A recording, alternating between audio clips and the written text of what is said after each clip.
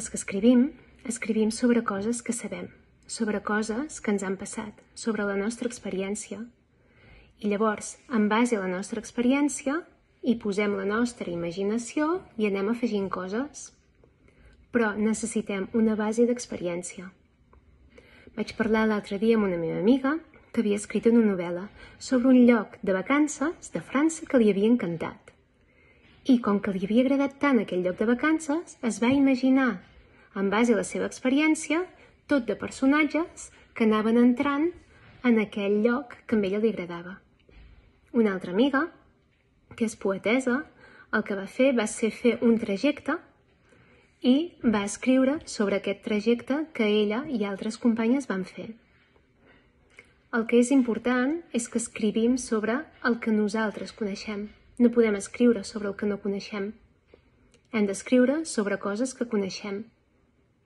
I el bo de ser gran és que tenim molta experiència i això ens dona moltes ales per escriure.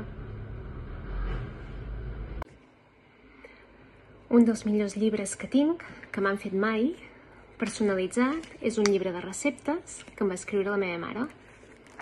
Em va dir, ui, no en sabré pas d'escriure. Però què va fer? Va fer servir la seva experiència. Va fer servir la seva experiència i, per exemple, aquí diu braç de gitano de patates.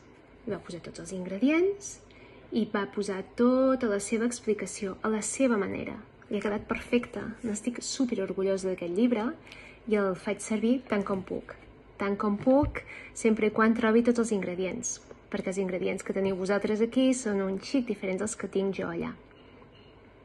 Però és això, es tracta d'escriure amb el cor, amb la teva experiència. A la mare em va dir que no en sabria.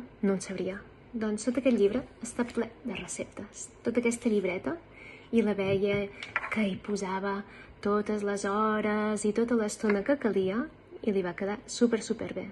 Per què? Perquè ho va fer a partir de la seva experiència. Per sintetitzar, es necessiten 3 coses per escriure. La primera, experiència. La segona, experiència.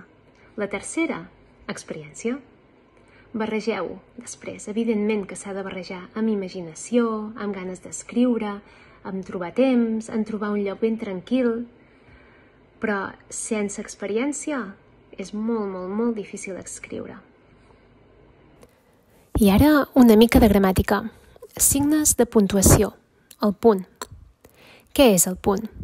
En la llengua escrita és molt important que fem servir signes de puntuació.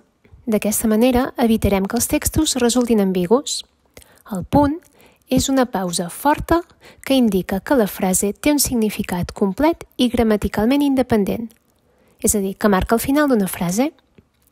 Hi ha el punt i seguit, que serveix per separar frases unides pel sentit o pel tema. S'utilitza per unir frases relacionades entre elles. Per exemple, en Pere va sortir de casa. Punt. Va caminar fins a arribar al seu cotxe. Punt. El va engegar i va marxar d'allà. Punt. Llavors hi ha el punt i a part, que separa paràgrafs, cadascun dels quals enceta un tema o aspecte diferent del que es tracta. Per exemple, hi ha una frase que es pot acabar amb i es van quedar dormits. Punt i a part. La terra era freda, però es van quedar dormits i la terra era freda són aspectes diferents del que es tracta. I finalment hi ha punt final, que indica que un text ja s'ha acabat. I vet aquí un gat, i vet aquí un gos, i aquest conte ja s'ha fos. I ara, escriure.